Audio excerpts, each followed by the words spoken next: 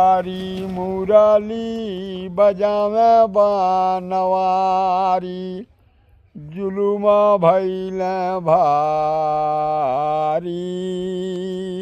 कौन सी जुलुम हो गई कि करके सिंगार जब चलेली ब्रिजा बाला आँखिया में से नूर काजर मांगिया में डाला।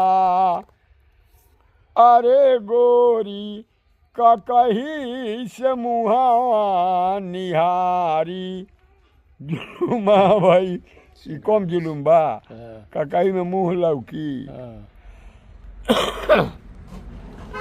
अरे गोरी ककही से मुहावा निहारी जुलुम भइले भारी।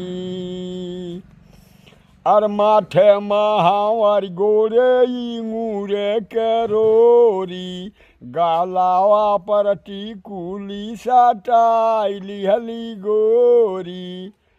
अरे गोरी ऐना से मथावा संवारी जुलुम भइल। अरे बाबू अब समय कुल निकल गया हमारा, फिर भी बहुत अभिन बा।